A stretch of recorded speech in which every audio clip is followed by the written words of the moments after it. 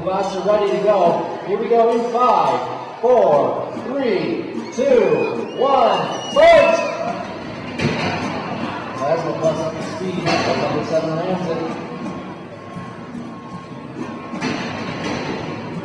And number 7 stops the Plasma Plus.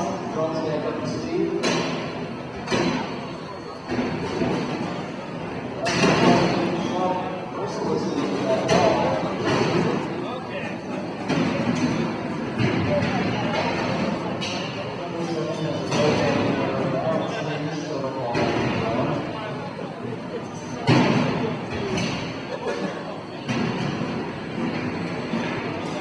Plasma Plus trying to get a little chunks off of old number 7. Old number 7 pushing Plasma Plus around.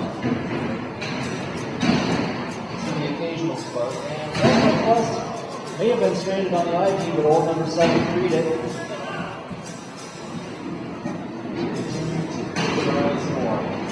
2 minutes left in this fight. Old number 7 dishes out a big slam.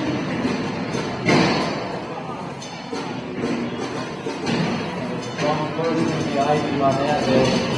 The drum's still going now.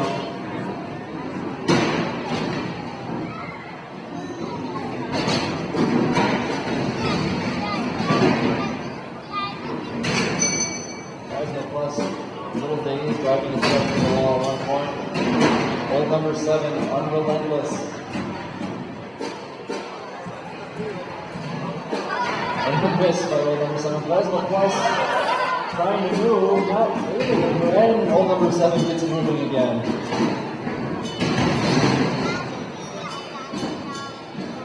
Plus. Ouch. Plasma Plus may be having trouble with its left wheel. It's only able to drive in circles. That left wheel might not be working anymore. So old number 7's got it in the corner. It's going to keep pounding away. Plasma Plus not moving anymore. It's up, it's stranded on the I-beams. It can't go anywhere. They're watching to see. They're counting it down right now. Plasma Plus needs to move very soon or it will be out.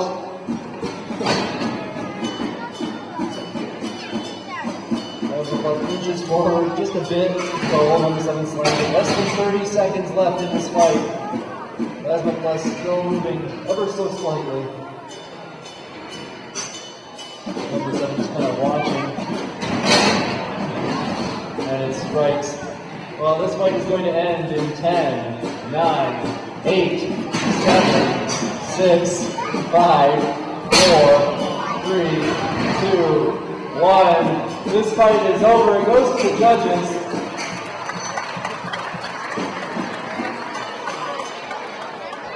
And now I'm talking to Josh. He has a robot called Beer Bash. Or Beer Bash. Could you tell me more about the robot? Yeah, actually, the robot started as a senior project at San Francisco State University, and this is our 3rd competition. We actually did amazingly well this weekend. We won 2 of our fights and lost 2, which is pretty good considering the robot was never built to win. It was just cool to be a fighting robot, a fighting beer keg. This is the robot right here. It's made out of polycarbonate base plate with aluminum members. We also have an aluminum base plate with some steel members that got bent yesterday, so we went back to our lighter, weaker configuration.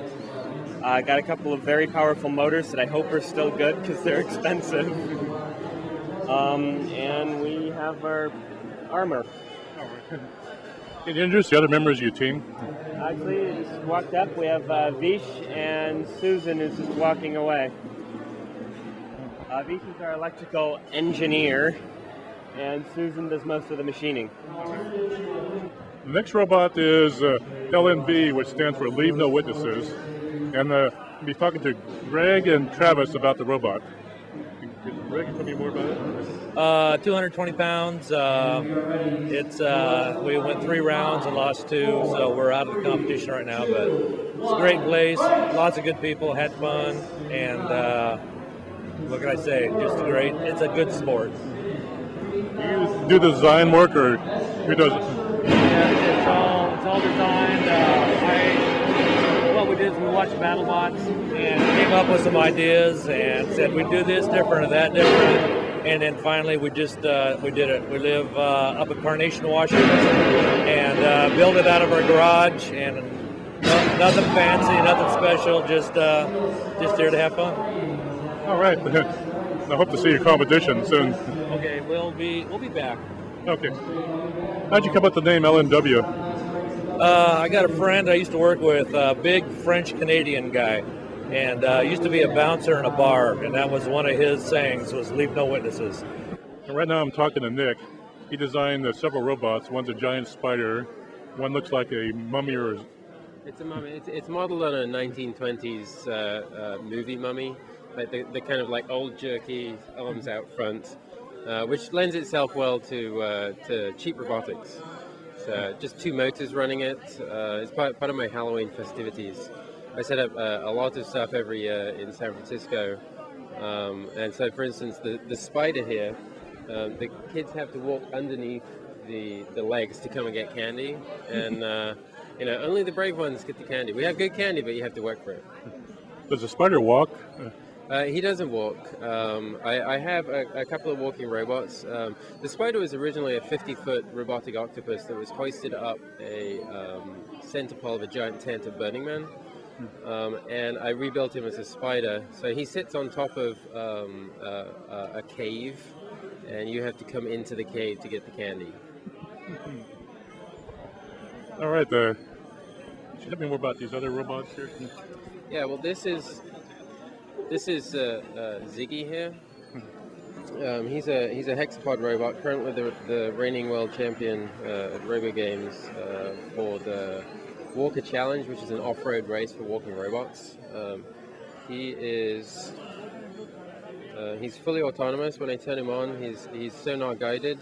The discs on the top of his head, a sonar sensor, so he can see like a bat out to about 3 feet, and he'll walk around avoiding objects. Was completely designed and built from scratch. Took about 9 months to prototype the legs and do all the machining on it. But he's pretty robust. He's 6 years old now, and he's never really had any problems. Oh. So this is the precursor to Ziggy. He's called Flick. He's a 100% Lego Mindstorms robot. Also a walker. And he's recently been upgraded to the same over-center locking linkage mechanism that Ziggy uses, which is a technical way of saying that I don't need the batteries on to have him stand up.